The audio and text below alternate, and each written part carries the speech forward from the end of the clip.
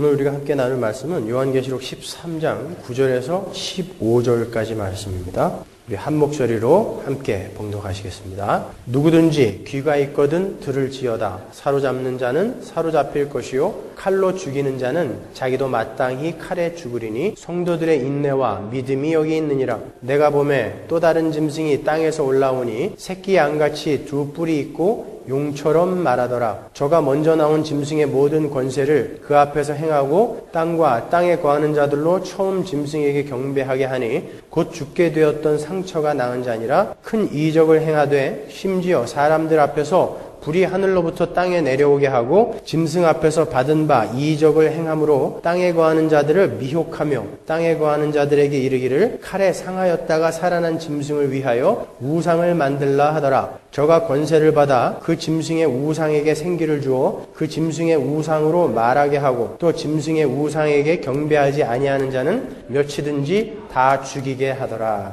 아멘. 우리가 다음 주까지 이 13장을 공부할 텐데 이 13장의 내용이 아주 중요해요. 그리고 어렵기도 합니다. 그러니까 여러분 잘 들으셔야 됩니다. 우린 지난주에는 바다에서 올라오는 짐승에 관해서 공부를 했죠. 그 바다에서 올라오는 짐승은 로마나 바벨론, 바사, 헬라처럼 하나님을 대적하고 교회를 정치적, 물리적인 힘으로 대적하는 오고 오는 세대의 모든 마귀의 세력들을 총칭하는 것이다 라고 제가 설명을 해드렸습니다. 그 바다에서 올라오는 짐승은 유형적인 조직이나 세력, 인물로 나타날 뿐만이 아니라 무형적인 것들, 정신과 철학과 이념과 유행과 시대 정신으로 오기도 한다고 제가 말씀을 드렸죠. 그러나 바다에서 올라오는 짐승은 그 세력의, 그 짐승의 세력의 정치적이며 물리적인 힘의 측면을 강조하고 있는 것이다 라고 제가 말씀을 드렸어요. 그 세력은 핍박과 미혹이라는 무기로 사람들에게 하나님이 아닌 매력적인 이 세상의 힘을 추구하게 하고 결국은 허망한 신기루를 쫓다가 죽어가게 만드는 무시무시한 세력인 것을 우리는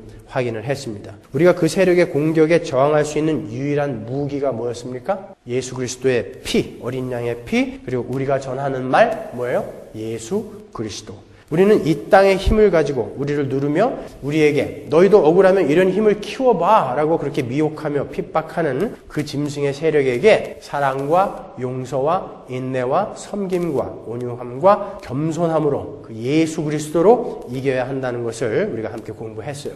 이렇게 겉으로 보기에는 우리가 지는 것 같고 또 핍박당하는 것 같고 죽임을 당하는 모습 같지만 그게 바로 사망을 이기신 예수 그리스도의 승리의 비결이었고 그 예수 그리스도를 쫓아가는 우리 그리스도인들의 승리의 비결임을 성경은 반복하고 또 반복하고 강조하고 있는 것입니다. 우리는 그러한 핍박과 미혹에 당하지 않고 이 땅의 힘과 보물을 추구하는 대신에 예수님의 명령을 쫓아 하늘의 보물을 쌓아야 하는 그리스도인들이다 했죠. 하늘의 보물은 누구라고 했습니까? 요한계시록 21장 바로 여러분이 바로 하늘의 보물이었죠. 그러니까 우리는 이 땅에서 그 보물을 닦아서 순전한 빛을 발해야 한다라는 것까지가 지난주에 우리가 공부한 8절까지의 내용이에요. 9절을 보시면 누구든지 귀가 있거든 들어라 라는 구절이 나오죠. 우리가 앞서 공부한 7 교회에서 반복적으로 등장했던 그런 구절입니다. 귀가 없는 사람도 있습니까? 여기서 귀 있는 자는 들을지어다 라는 게 무슨 말이에요? 이 계시록을 비롯한 성경의 말씀은 하나님이 귀를 열어주신 자들 이외에는 절대 알아들을 수가 없다라는 말이에요. 이 성경의 수신자가 누구예요?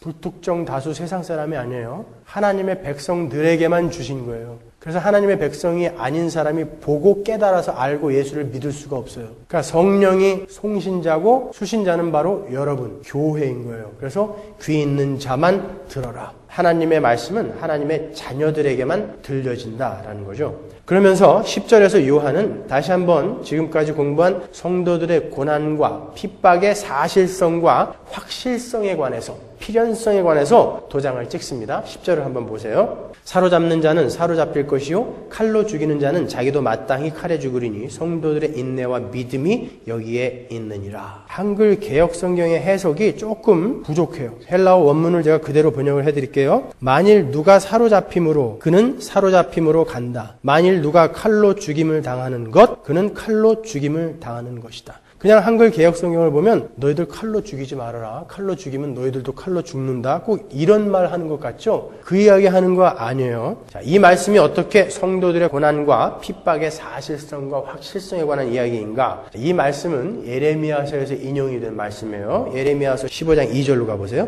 그들이 만일 내게 말하기를 우리가 어디로 나아가리요 하거든 너는 그들에게 이르기를 여호와의 말씀에 사망할 자는 사망으로 나아가고 칼을 받을 자는 칼로 나아가고 기근을 당할 자는 기근으로 나아가고 포로될 자는 포로됨으로 나아갈지니라 하셨다 하라. 나 여호와가 말하노라. 내가 그들을 네 가지로 벌하리니 곧 죽이는 칼과 찢는 개와 삼켜 멸하는 공중의 새와 땅의 짐승으로 할 것이며. 이 예레미야의 말씀은 하나님께서 이스라엘의 패역함을 보시고 반드시 그들을 벌하시겠다. 반드시 그들을 벌하겠다라는 하나님의 결연한 의지를 나타내는 구절이에요. 예레미야 43장으로 가볼까요? 11절.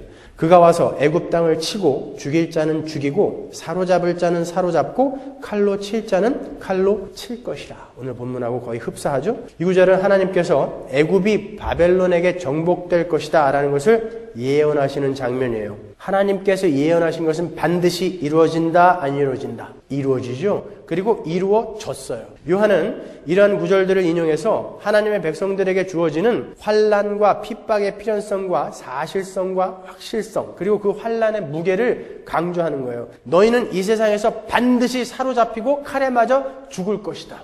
이게 하나님이 우리에게 하시는 말씀이에요. 근데 여러분은 여기에서 위로를 받아야 돼요.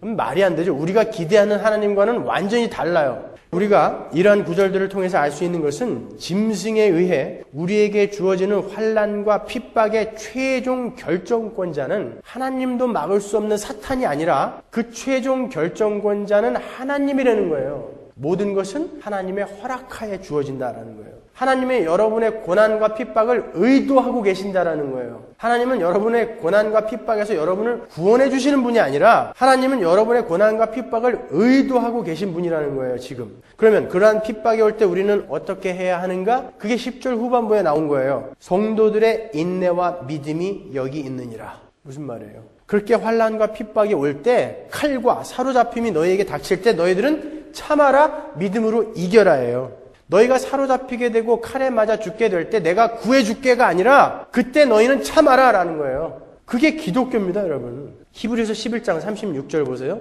또 어떤 이들은 희롱과 채찍질 뿐 아니라 결박과 옥에 갇히는 시험도 받았으며 돌로 치는 것과 톱으로 켜는 것과 시험과 칼에 죽는 것을 당하고 양과 염소의 가죽을 입고 유리하여 궁핍과 환난과 학대를 받았으니 이런 사람은 세상이 감당치 못하도다. 핍박과 학대를 받았어요. 칼로 죽임을 당했는데 그 사람들을 세상이 감당치 못한대요. 우리가 보기에는 지는 거잖아요, 그거는. 근데 그들을 세상이 감당치 못한대요. 저희가 광야와 산중과 암혈과 토굴에 유리하였느니라. 실제로 우리 신앙의 선배들이 이렇게 칼에 맞았단 말이에요. 지금은 문명이 발달하고 지성이 발달해서 그 핍박의 양상이, 그 모양이 조금 다른 모습으로 변한 것뿐이지 여전히 세상은 여러분을 사로잡고 있고 칼로 치고 있는 거예요. 그때 하나님이 안 말려준다 그러시는 거예요. 참아라, 인내해라 그러는 거예요. 믿음을 가져라 그러는 거예요. 왜 안 말려주실까요, 여러분? 왜 안 말려주실까요? 우리가 기대하는 하나님은 내가 니들 병 걸리면 무조건 낫게 해줄게. 사업 열면 무조건 성공하게 해줄게. 이게 우리가 원하는, 기대하는 하나님이잖아요. 근데 성경에서는 단 한 군데도 그렇게 이야기해 놓은 적이 없어요. 여러분은 너무 잘못 배운 거예요, 여태까지요. 실제로 여러분이 예수 믿고 모든 일이 이렇게 잘 됐어요? 실제로 예수 믿고 여러분이 걸린 병이 다 낫습니까? 그렇지 않잖아요. 하나님은 견디라고 그러세요. 참으라고 그러세요. 거기서 뭔가 유익을 얻어낼 것이 있으니까 너희들 참아라, 인내해라 라고 이야기한단 말이에요. 우리 주님은 스데반이 돌에 맞아 죽을 때 주님이 직접 하늘에서 서서 보고 계셨어요. 스데반이 죽기 전에, 돌에 맞기 전에 뭐라고 합니까? 보라, 하늘이 열리고 인자가 하나님 우편에 서 계신 것을 내가 보노라 그랬단 말이에요. 그 다음에 맞았단 말이죠. 그러면 예수님이 서서 보고 있으면서 왜 안 말려주셨냔 말이에요. 성령과 지혜가 충만해서 얼굴이 천사 같았던 스데반이 돌에 맞아 죽는데 하나님이 안 말려주세요. 왜 사도들이 나무 톱에 켜서 죽을 때 하나님이 왜 안 말려주셨을까요? 그 고통마저도 없애주지 않으셨어요. 괴로워하면서 고통의 비명을 지르면서 죽어갔다고요. 왜 수많은 그리스도인들이 그 핍박을 피해서 카타콤에 지하 무덤 속에 숨어서 그 빛도 들지 않고 공기도 통하지 않는 그곳에서 살면서 문둥병이 걸려서 죽어갈 때 하나님이 내 자식들 참 잘하고 있다 그러고 문둥병을 싹 낫게 해줘야 되는데 전부 그 사람들은 문둥병이 걸려서 그냥 죽었단 말이에요. 온몸이 썩어 문드러져 가면서 그냥 죽었단 말이에요. 하나님이 왜 안 말려주십니까? 왜 안 고쳐주세요? 이 시대에 어떤 작자들이 이야기하는 바대로 믿는다면 그건 반드시 나야 되잖아요. 믿음이 좋은 자들은 다 난다면서요. 기도 열심히 하면 다 난다면서요. 이 사람들은 뭐예요 도대체? 왜 그냥 놔두실까요? 사자굴에서 사자가 뜯어먹고 있는데 왜 하나님은 그냥 보고만 계실까요? 다니엘처럼 왜 건져주지 않으실까요? 왜 안 말려주세요? 왜 안 고쳐주십니까 여러분? 하나님이 진짜 좋은 걸 주려고 그러시는 거예요. 진짜 좋은 게 뭡니까? 하나님과 하나님 나라예요. 거기에 관심이 없으신 분들은 예배당에 나올 필요 없어요. 달마사로 가세요. 거기에 대해 관심 없는 분들은 여기에 나와서 절대 여러분 마음이 평안할 수가 없어요. 격려와 위로를 받을 수가 없어요. 여러분 하나님께서 이스라엘을 애굽에서 인도해 내셨죠. 형식상 모세가 앞장을 섰지만 모세는 구름기둥과 불기둥, 하나님의 현현인 구름기둥과 불기둥을 쫓아간 거예요. 그러니까 하나님이 끌고 간 거죠. 근데 끌고 가서 어디로 데리고 갔어요? 믹돌 사이 홍해. 믹돌이라는 건 깎아지는 절벽이에요. 그리고 홍해예요. 3면이 다 막힌 거예요. 병법을 조금이라도 아는 사람은 절대 그런 곳에 진을 안 치죠. 뒤에서 밀고 들어오면 몰살이니까요. 근데 하나님이 글로 끌고 가셨어요. 애굽이 여기 있으면 가나안이 여기 있어요. 여기서 이렇게 내려와서 젠 걸음으로 달리면 이틀이면 가는 거예요. 버스로 6시간. 홍해는 이 아래에 있다고요. 근데 애굽에서 여기까지 끌고 내려와서 이걸 건너게 했단 말이에요. 그냥 위로 그냥 마른 땅으로 가면 되는데 하나님이 끌고 가셨어요. 여러분 홍해는 폭이 32km예요. 50마일이 넘는 거예요. 여기서 얼반까지보다 더 먼 곳이에요. 그런 바다가 앞에 펼쳐져 있어요. 쉽게 이런 영화에서 보면은 저 끝이 보이죠? 안 보여요. 여기서 얼바인이 보여요? 50마일이 넘는 바다예요. 글로 끌고 가셔가지고 거기다가 처박아 놓은 거예요. 뒤에서는 애국 군대가 이제 쫓아와요. 진퇴양난이에요. 여러분 신앙생활을 하면서 그런 진퇴양난의 상황에 처박혀 본 적 있으십니까? 그럼 여러분 잘 가고 계신 거예요. 그들이 거기서 뭘 배웠을까요? 그들이 하나님을 배운 거예요. 50마일이 넘는 바다가 갈라졌어요. 시편 78편에 보면 물이 섰다 그래요. 천연 아쿠아리움이 생긴 거예요. 물이 섰어요. 옆으로 보면 막 돌고래 상어가 막 나오려고 이러고 서 있어요. 300만 명이 거길 지나가요. 300만 명이면 웬만한 직할시예요. 여러분 개펄 걸어가 보셨어요? 질퍽질퍽한 개펄? 정말 건장한 사람도 100m, 200m 못 가요. 빠져서. 근데 그 노약자, 할머니, 어린아이까지 300만 명이 거길 어떻게 50마일을 걸어갔을까요? 그걸 다 건너는 동안 이 물이 서 있었다니까요. 출애굽기에 보면은 그 땅이 마른 땅이 되어버렸다는 거예요. 바다 밑창이 마른 땅이 되어버렸어요. 한나절도 더 걸렸을 거예요. 뭘 생각했을까요? 하나님은 이 바다도 주관하시는 분이구나. 바다가 말라서 마른 땅이 올라오는구나. 창세기의 셋째 날 창조의 날을 직접 보여주시는 거예요. 물이 물러가고 마른 땅이 올라오는. 그리고 건넜어요. 건넜더니 물이 닫혔어요. 이제는 뒤로 못 따라간다라는 거예요, 그거는요. 여러분은 일단 예수 믿었으면, 아유, 나 힘들어서 못 믿겠어. 나 안 믿을래. 이게 안 돼요, 이제. 못 돌아가요. 물이 닫혀버렸어요. 물은 닫혔는데, 딱 신광야에 갔더니 먹을 게 없어요. 왜 하나님이 하필 그런 데로만 끌고 가시냔 말이에요. 풀 한 폭이 나지 않아요. 어떻게 배고파서 원망했죠, 또 하나님을? 그랬더니 하늘에서 만나가 비처럼 쏟아졌어요. 몇 피트 상공에서 떨어졌을까요? 그건 궁금해할 필요 없죠. 하여튼 하늘도 하나님이 주관하시는구나. 이걸 우리에게 가르쳐 주신 거예요. 구름 기둥 또 쫓아가는데 이제는 또 물이 없네요. 왜 하나님이 끌고 가시는 그곳이 이렇게 힘들고 고단하냔 말이에요. 거기에서 하나님이 어떻게 하셨습니까? 모세더러 반석을 쳐라. 시편 78편에 보면 그 반석에서 물이 강이 되어 흘렀다고 그래요. 300만 명이 물을 한 컵씩만 먹으려고 해도요. 강이 흐르지 않으면 안 되는 거예요, 여러분. 반석에서 강이 생겼어요. 그걸 보면서 이스라엘이 뭘 배웠을까요? 땅도 하나님이 주관하시는구나. 그냥 순식간에 강이 생겨버리는 거죠. 여러분 우리는 신앙생활을 통해서 바로 그 하나님의 위대하심과 하나님의 크심을 배우는 거예요. 하나님이 누구이신가를 배우는 거예요. 우리는 이 신앙생활을 통해서 그 크신 하나님, 그 유일하신 하나님 앞에 항복하는 거예요. 왜? 여태까지는 내가 하나님이었으니까 이제는 그 크신 하나님께 항복하는 기간이 바로 이 신앙생활이라는 거예요. 그래서 애굽에서 60만 명이 나와서 60만 명이 다 죽고 새 사람 60만 명이 들어가는 거예요. 여러분은 여기서 죽는 거죠. 항복하는 거예요. 그게 우리가 이 광야에서 유일하게 해야 할 일인 것입니다, 여러분. 여러분은 이 광야 인생 동안에 하나님을 떠난 자들의 삶이 얼마나 비참한지를 깨닫고 하나님께 회개하는 거예요. 그 하나님께 돌아가는 거예요. 이게 가장 큰 선물, 가장 좋은 것인 거예요. 거기에 여러분의 삶의 고난과 환난과 핍박이 동원되는 것입니다, 여러분. 애국을 떠난 이스라엘에게는 홍해가 열리고 만나가 내리고 반석에서 물이 강같이 흘러서 그들의 문제를 해결해 줬지만 그건 뭔가를 상징하는 거였죠.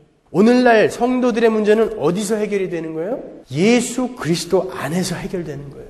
보세요. 홍해가 갈라진 게 뭐죠? 정자 하나님이신 예수 그리스도가 쪼개지심으로 죽어야 할 자들이 그 예수 안에서 죽고 다시 새롭게 살아나는 그런 구속의 사건을 상징하는 거예요. 애굽에서 보면 바다 안으로 그들이 들어가서 죽는 거예요. 가나안 쪽에서 보면 새 사람들이 살아서 올라오는 거예요. 그 바다 속에서 쪼개진 예수 안에서 죽어야 할 여러분들이 죽고 다시 살아나는 예수 그리스도를 상징해 주는 거예요. 만나는 뭡니까? 내가 바로 하늘의 떡이다, 하늘의 만나다라고 말씀하신 예수 그리스도를 상징하는 거죠. 반석의 물은 뭐예요? 출애굽기에 보면은 하나님께서 모세에게 너 가서 반석을 쳐라 그러면서 뭐라고 얘기하십니까? 내가 먼저 그 반석 위에 서리라 그러죠. 그럼 모세가 반석을 칠 때 누가 맞는 거예요? 예수가 맞는 거예요. 하나님이 맞으시는 거예요. 하나님이 맞아서 순환을 당하시고 죽고 거기에서 물이 쏟아져 나와서 생수가 쏟아져 나와서 목말라 죽어야 할 자들이 살아나는 것, 예수 그리스도를 설명해 주는 거예요. 그래서 고린도전서 10장에서 그 반석은 곧 예수 그리스도다라고 사도 바울이 이야기하는 거죠. 여러분이 지금 믹돌 사이 홍해 앞에 진퇴양난의 위기에 처해 계십니까? 그런데 홍해가 안 갈라지죠. 배고프시죠? 그 가난이 쉽게 해결이 되던가요? 여러분 목마르시죠? 그 목마름이 쉽게 해결이 됩니까? 예배당 와서 기도 열심히 했더니 그 목마름이 해결이 되던가요? 안 돼요. 그죠? 그럼 무슨 얘기예요 이게? 아니에요, 여러분. 여러분의 홍해는 이미 갈라져 있어요. 여러분의 만나는 이미 비처럼 쏟아지고 있다고요. 여러분의 반석의 물은 이미 강처럼 흘러내리고 있는 거예요. 여러분, 우리는 영원히 그러한 가시와 엉겅퀴 속에서 고난을 받게 되어 있는 자들이에요. 믹돌 사이 홍해 앞에서 배고픔과 목마름 속에서 영원히 살아야 할 자들이었어요. 우리는 사망이에요. 그게 지옥이라고요. 그런데 여러분은 이제 돌아가시면 어떻게 돼요? 그런 것이 전혀 없는 새하늘과 새 땅으로 청 올라가게 되는 거예요. 여러분이 자꾸 이 땅에서 이 홍해가 갈라지길 원하고 이 땅에서 만나가 쏟아지길 원하고 이 땅에서 물이 나에게 쏟아지길 원하니까 이게 아닌가비요 이렇게 생각되는 거예요. 여러분은 이 땅에서는 믹돌 사이 홍해를 경험하는 거고 여러분은 이 땅에서 배고픔을 경험하는 거고 여러분은 이 땅에서 목마름을 경험하는 거예요. 그리고 이 땅을 떠나서 바로 그 예수 그리스도 홍해가 갈라지고 만나가 쏟아져 내리고 반석에서 물이 쏟아져 내리는 그 해가를 거기서 경험하는 거예요. 여러분은 이 세상을 사시면서 그것을 머리로 깨닫고 이해하고 가는 거예요. 여기서 만나가 쏟아지기를 기대하지 마시란 말이에요. 그게 기독교라니까요. 이 땅에서 여러분들에게 만나와 물을 한없이 주면 여러분은 절대 하나님 안 찾아요. 그렇기 때문에 하나님이 일부러 막으시는 거예요. 그게 기독교인 겁니다, 여러분. 구원은 이 땅의 바다, 이 땅의 배고픔, 이 땅의 목마름에서 해방되는 게 아닌 것입니다, 여러분. 구원은 영원한 바다, 영원한 저주, 그 영원한 굶주림, 그 영원한 목마름에서 건져지는 거예요. 그래서 하나님은 너희는 사로잡히게 되고 너희는 칼에 죽을 거다. 반드시 죽을 거다라고 이렇게 정확하게 10절에 말씀해 놓고 계신 거예요. 그러나 그 칼은 하나님의 사랑 아래에 있는 칼이에요. 그 사로잡힘은 하나님의 사랑 아래에 있는 사로잡힘이에요. 로마서 8장 35절 보세요. 누가 우리를 그리스도의 사랑에서 끊으리요? 환난이나 곤고나 핍박이나 기근이나 적신이나 위험이나 칼이랴. 뭐예요? 분명 우리는 칼을 맞는다는 거죠. 환난과 곤고와 핍박에 던져진다는 거죠. 그런데 그 모든 것들이 그리스도의 사랑에서 우리를 끊어내지 못한다 그래요. 그러니까 우리는 그 그리스도의 사랑 아래서 이유 있는 환난을 당하고 있고, 이유 있는 핍박을 당하고 있고, 이유 있는 기근을 당하고 있고, 이유 있는 칼을 맞는 거예요. 그게 다 예수 그리스도의 사랑 아래서 이루어지는 거란 말이에요. 하나님이 나를 버리셨나 봐가 아니라 예수님의 사랑 아래서 그런 일이 일어난단 말이죠. 그러니까 그 환난과 핍박은 분명 우리에게 유익인 거예요. 우리 아버지가 주는 거니까요. 우리 아버지가 허락하시는 거니까요. 시편 139편 17절 보세요. 하나님이여 주의 생각이 내게 어찌 그리 보배로우신지요. 그 수가 어찌 그리 많은지요. 내가 세려고 할지라도 그 수가 모래보다 많도소이다. 내가 깰 때에도 오히려 주와 함께 있나이다. 이 말씀을 좀 더 원어에 가깝게 번역을 하면 하나님의 생각은 어찌 그리 깊고 심오한지 모르겠습니다. 제가 도저히 이해를 하거나 헤아릴 수 없을 만큼 깊고 심오합니다. 그런데 한 가지 확실한 것은 제가 힘이 들어 잠을 자다가 깨어보니 그때도 주님은 주무시지 않고 저를 지켜보고 계셨습니다. 이런 뜻이에요. 삶이 너무 힘들고 고단해서 하나님은 나를 버리셨나 보다라고 울다 지쳐서 잠들었어요. 깨어보니까 하나님이 나를 이렇게 사랑스럽게 지켜보고 계시는 거예요. 우리 하나님이 바로 그런 분이라는 거예요. 여러분 자식 키워보신 분들은 다 아실 거예요. 아니 자식이 없더라도 여러분의 부모님을 한번 생각해 보세요. 이 땅의 육신의 부모들도 자식을 위해서 자기 목숨을 초계같이 버릴 수 있는 사람들이 있어요. 제가 군에 있을 때 군사령관 비서실에 있었거든요. 군대에는 군법회의라는 게 있어요. 군법회의에서 가장 무서운 죄가 하극상이라는 거예요. 하급자가 상급자의 명령에 불복종하거나 아니면 말을 듣지 않거나 때렸다거나 아니면 상급자를 죽인 거. 하급자가 만약에 상급자를 죽였을 때는 무조건 사형이에요. 군대 군법회의는 무서워요. 그때 그 사형수들의 부모님들이요. 어떻게 줄을 대서 이 군사령관 사무실에 찾아와요. 가끔. 그분들이 이구동성으로 하는 말이 뭔지 아세요? 내 자식 대신에 내가 대신 죽겠습니다예요. 전부. 내 자식 대신에 제가 대신 죽을 테니까 제발 내 아들 목숨은 좀 살려달라고. 그게 부모예요. 실제로 군사령관이 그래요. 그럼 당신이 죽으세요. 그러면 그 중에 아니에요. 아까 농담이었어요. 이럴 부모 없어요. 그건 부모의 진심이라고요. 제가 군대에 있을 때 저희 아버님이 3년 동안 밥상에다가 제 밥을 퍼놨어요. 그리고 북쪽을 향해서 묵념 한번 하고 식사를 하셨다고요. 3년 동안 과일하고 고기를 안 드셨어요. 우리 식구들이 전부. 군대 가 있는 내 아들이 고기하고 과일을 못 먹는데 우리가 이 후방에서 편안하게 그것들 먹을 수 없다. 그래서 제 동생들이 매일 편지에 형 언제 휴가 나와? 그게 부모의 마음이죠, 여러분. 제가 작년에 열흘 동안 금식했을 때 나흘째 되는 날이 월요일이었어요. 여러분 금식 해보신 분 아시지만 사흘 나흘째가 제일 힘들어요. 닷새째부터는 그냥 가요. 거저 먹기로 가요. 그때부터는 오히려 힘이 나니까요. 근데 사흘 나흘째는 무지 힘들다고요. 아픈 곳은 또 얼마나 많은지 몰라요. 근데 그 월요일 날이 우리 아이들이 쉬는 날이었어요. 공교롭게. 저도 집에서 쉬고 아이들도 쉬고. 그런 날이 별로 없으니까 아이들이 저한테 식스플래그에 놀러 가자 그랬어요. 지 아버지가 지금 어떤 상황인지는 모르고 아이들 데리고 갔어요. 가서 밥도 사 먹이고 아이들이 좋아하는 롤러코스터도 처음으로 타보고 바이킹도 타고 그 바닥에다 모듬전을 붙일 뻔했지만 하여튼 굉장히 괴로웠어요. 근데 있던 막내가 헛꾀가 나가지고 걷기 싫으니까 아버님 힘들어요. 그래서 그걸 반나절을 업고 다녔어요. 그렇게 힘이 없는데요. 밤에 집에 도착해서 아이들을 샤워를 시키고 이부자리를 봐주고 재웠어요. 피곤하니까 금방 자더라고요. 그 아이들, 자는 아이들 모습을 이렇게 바라보는데 시편 139편이 생각나더라고요. 그 하루 종일, 그날 하루 종일 우리 아이들이 저한테 해준 게 뭐가 있어요? 전부 제가 했어요. 밥 사 먹였어요. 입장권도 제가 샀죠. 제가 업고 다녔어요. 집에 와서 샤워시켰어요. 이불까지 다 깔아주고 재웠다고요. 근데도 뭘 더 해줄 게 없을까? 막 사랑스러운 거죠. 내 아이이기 때문에 그런 거죠. 여러분 그게 아비의 마음인 거예요. 여러분 진짜 여러분의 아버지가 누구세요? 하나님이세요. 에스겔서의 말씀처럼 우리는 더러운 피로 범벅이 되어 있던 자들인데 그 피를 예수의 피로 바꿔줬어요. 예수 그리스도 안에서. 그래서 여러분은 혈연적으로도 하나님의 자녀가 됐습니다.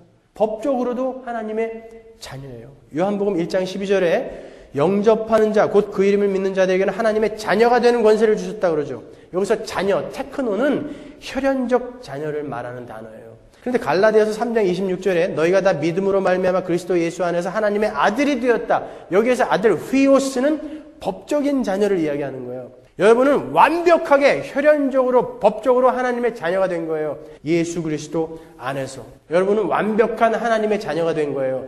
법적 혈연적 자녀만이 상속을 받을 수 있는 거기 때문에 이게 우리의 신분이에요, 여러분. 그런데 그 아버지께서, 진짜 우리 아버지께서 우리에게 질병을 허락하시고 가난을 허락하시고 억울한 사기를 당해 그냥 놔주시고 가정이 깨지는 걸 안 말려주신단 말이에요. 우리가 세상에 칼을 맞을 때 그냥 두고 보신단 말이에요. 그럴 때는 어떤 이유가 있을 거 아닙니까, 여러분? 무슨 이유요? 하나님을 배우는 거예요. 이 땅을 포기하고 자꾸 하늘나라를 소망하게 만들어주는 거죠. 하나님께 완전하게 순종하게 만드는 거예요. 그게 선물이라니까요. 엉뚱한 선물 쫓아다니지 마시란 말이에요, 여러분. 여러분, 자녀가 해달라는 거 전부 해주는 거, 그거 진짜 부모노릇 잘하는 거 아니에요. 때로는 자녀를 위해서 자녀가 부탁하고 원하는 것을 안 들어줄 수도 있는 게 진짜 부모노릇 잘하는 거죠. 그냥 오냐 하고 해달라는 거 전부 다 해주는 바람에 애새끼들이 이렇게 싸가지 없어진 거예요, 전부. 그 부모들이 그렇게 만들어 놓은 거예요. 잘못했으면 데려다가 패야죠. 자기가 부모 노릇 제대로 못하니까 그냥 원하는 거 다 해주는 걸로 때우려고 하는 거예요. 버리는 거예요, 그게요. 하나님은 우리를 친자식 취급해 주시는 거예요, 여러분. 계속해서 11절 보세요. 내가 보매 또 다른 짐승이 땅에서 올라오니 새끼 양같이 두 뿔이 있고 용처럼 말하더라. 11절부터는 땅에서 올라오는 짐승에 관한 묘사가 나오죠. 그 땅에서 올라오는 짐승은 새끼 양 같다 그래요. 우리가 바다에서 올라오는 짐승 공부할 때 그 바다에서 올라오는 짐승은 죽었다가 살아난 것처럼 예수 그리스도를 패러디했었죠. 역시 이 땅에서 올라오는 짐승도 어린 양과 같은 모습을 하고 있어요. 예수를 흉내내고 있는 거예요. 하나님을 흉내내고 있는 거예요, 이 세력들이. 그런데 그 짐승은 용처럼 말을 한다 그래요. 그리고 12절을 보시면 그가 무엇을 숭배하게 하는지를 보여줍니다. 12절 보세요. 저가 먼저 나온 짐승의 모든 권세를 그 앞에서 행하고 땅과 땅에 거하는 자들로 처음 짐승에게 경배하게 하니 곧 죽게 되었던 상처가 나은 자니라. 그 땅에서 올라온 짐승은 처음 짐승, 바다에서 올라온 짐승을 경배하게 만드는 자예요. 바다에서 올라오는 짐승, 하나님이 아닌 이 땅의 힘과 보물을 추구하게 만드는 그 세력을 경배하고 추종하게 만드는 땅에서 올라오는 그 짐승의 정체가 뭘까요? 19장과 20장에 가면 정확히 나오죠. 계시록 19장 20절 보세요. 짐승이 잡히고 그 앞에서 이적을 행하던 거짓 선지자도 함께 잡혔으니 이는 짐승의 표를 받고 그의 우상에게 경배하던 자들을 이적으로 미혹하던 자라. 이 둘이 산채로 유황불 붙는 못에 던지우고. 20장 10절 보세요. 또 저희를 미혹하는 마귀가 불과 유황못에 던지우니 거기는 그 짐승과 거짓 선지자도 있어 세세토록 밤낮 괴로움을 받으리라. 그 바다에서 올라온 짐승을 경배하게 만드는 땅에서 올라오는 그 짐승의 정체가 뭐예요? 거짓 선지자다 그러죠. 거짓 선지자는 가짜 목사들을 포함해서 잘못된 가르침으로 세상을 미혹하는 자들을 총칭하는 거예요. 그러니까 이렇게 그림을 그려보시면 되는 거예요. 어둠의 세력의 맨 꼭대기에 용이 있어요. 예뱀, 사단이죠. 그리고 그의 사주를 받은 대리자가 있어요. 뭡니까? 이 세상의 힘과 보물을 추구하게 만드는 그런 세력, 정치적, 경제적 세력. 그리고 이 세력을 경배하고 추종하게 만드는 어떠한 가르침을 가르치는 자들이 있다는 거예요. 거기에는 다른 종교, 철학, 거짓 가르침을 퍼뜨리는 자들, 가짜 신학자들, 가짜 목사들 이런 것들이 다 포함되는 거예요. 자, 우리는 여기서 다른 종교나 다른 이단 종파 그리고 이 세상의 철학 같은 것은 일단 접어두자고요. 우리는 그건 틀렸다는 걸 아니까 우리가 확실하게 구별해야 될 건 이 예배당 안에 들어와 있는 거짓 선지자, 거짓 목사에 대해서 확실히 구별해야 되는 거예요. 그죠?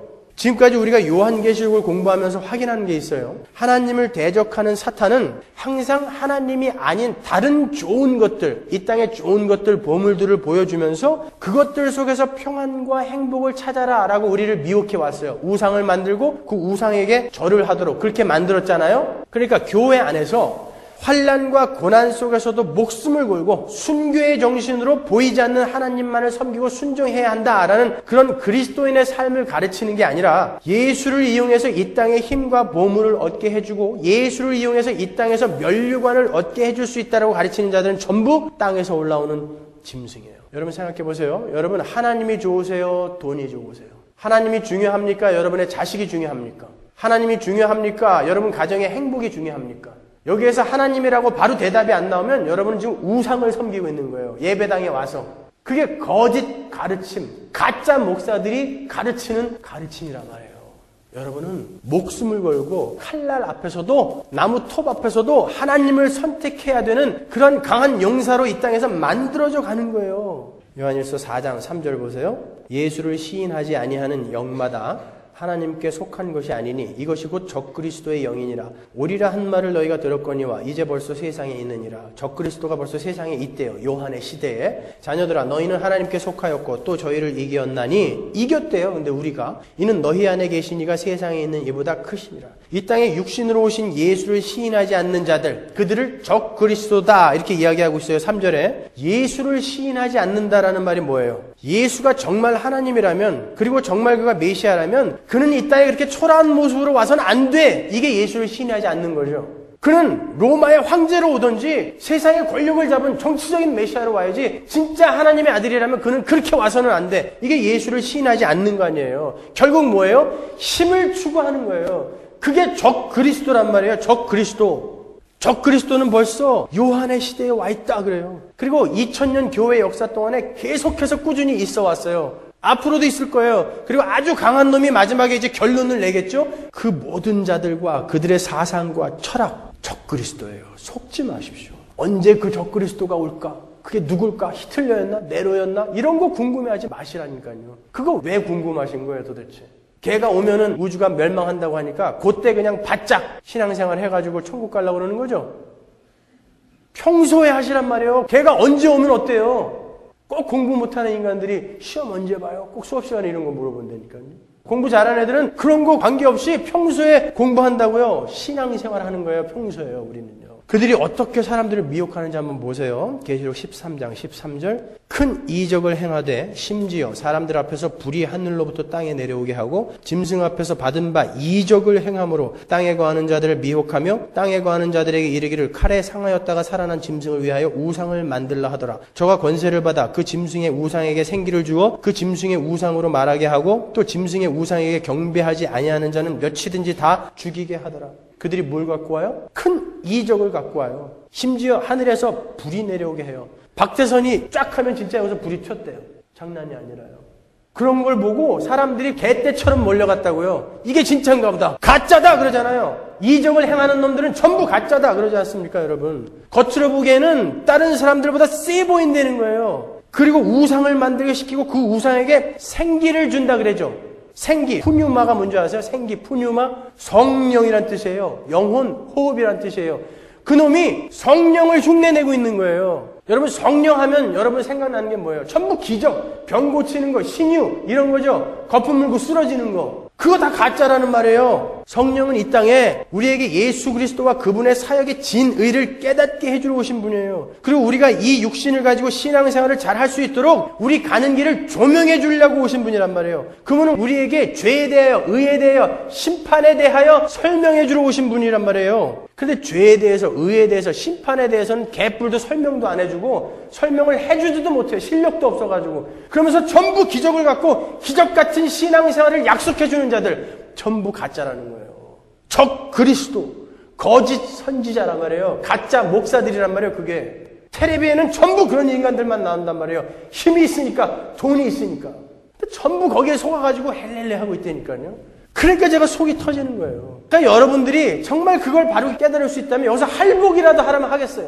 그렇게 해서 되는 게 아니니까 답답한 거예요 이게.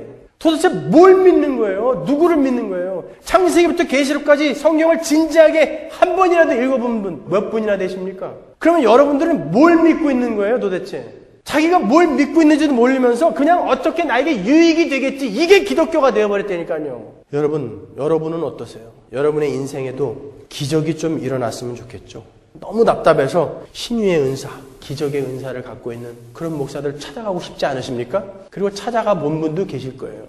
데살로니가 후서 2장 9절 보세요. 악한 자의 임함은 사단의 역사를 따라 모든 능력과 표적과 거짓 기적과 불의의 모든 속임으로 멸망하는 자들에게 임하리니 이는 저희가 진리의 사랑을 받지 아니하여 구원함을 얻지 못한 자다. 기적을 쫓아다니는 사람들은 멸망하는 자들, 구원을 얻지 못한 자들이다 라고 성경이 정확하게 이야기하고 있지 않습니까 여러분? 마가복음 13장 22절 보세요. 거짓 그리스도들과 거짓 선지자들이 일어나서 이적과 기사를 행하여 할 수만 있으면 택하신 백성들도 미혹해 하리라 그러잖아요.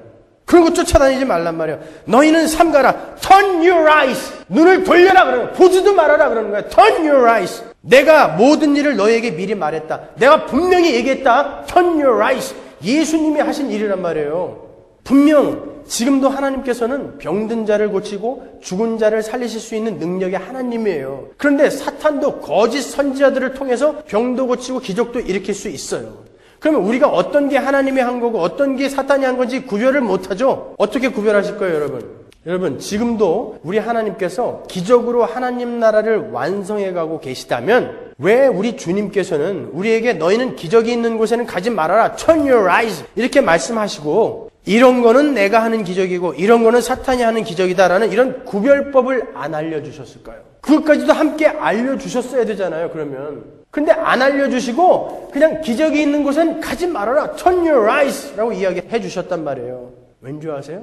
이제는 예수 그리스도의 십자가와 부활로 말미암아 우리에게 믿음이라는 게 주어졌단 말이에요. 믿음은 뭐예요? 보이지 않는 것을 믿는 게 믿음이란 말이에요. 그러니까 우리는 이제 기적을 안 봐도 믿을 수 있는 자가 됐기 때문에 이제 기적이 필요 없는 거란 말이에요. 기적을 자꾸 보려고 하는 건 뭐예요? 내가 지금 믿음이 없어서 안 믿어지니까 복으로라도 어떻게 위로를 받으려고 자꾸 기적을 쫓아다니는 거예요. 태평양이 갈라진다 한들 지금 여러분들이 왜 흔들리겠습니까, 여러분? 믿음이 있다면서요. 믿음은 보이지 않는 것을 믿는 걸 믿음이라고 해요. 여기 전등이 달려있는 것을 내가 믿습니다. 이건 믿음 아니잖아. 이건 인식이라고 하는 거예요. 믿는다라는 건 안 보이는 걸 믿게 되는 거예요. 그 믿음을 하나님이 선물해 주셨기 때문에 예수로 말미암아 나에게 선물해 주셨기 때문에 이제는 나에게 기적이 필요 없다. 이게 성경이 말하는 기적론인 것입니다. 좀 부자와 나사로 이야기를 하시죠.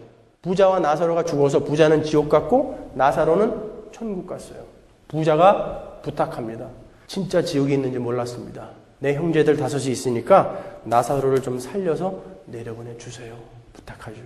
누가복음 16장 27절 보세요. 가로되 그러면 구하노니 아버지여 나사로를 내 아버지의 집에 보내소서. 내 형제 5이 있으니 저희에게 증거하게 하여 저희로 이 고통받는 곳에 오지 않게 하소서. 아브라함이 가로되 저희에게 모세와 선지자들이 있으니 그들에게 들을지니라. 모세와 선지자는 성경을 이야기하는 거예요. 가로되 그렇지 아니하나이다. 아버지 아브라함이여 만일 죽은 자에게서 저희에게 가는 자가 있으면 회개하리이다. 아닙니다. 죽은 자가 살아나서 무덤을 열고 나오면 그들이 믿을 겁니다. 가로되 모세와 선지자들에게 듣지 아니하면 성경을 믿지 아니하면 비록 죽은 자 가운데서 살아나는 자가 있을지라도 구원함을 받지 아니하리라. 죽은 놈이 살아 일어나서 야 하늘에 올라가 봤더니 진짜 천국이 있더라 해도 사람들은 안 믿는다라고 하나님이 말씀하시는 거예요. 그런데 기적이 여러분을 변화시킬 수 있단 말이에요.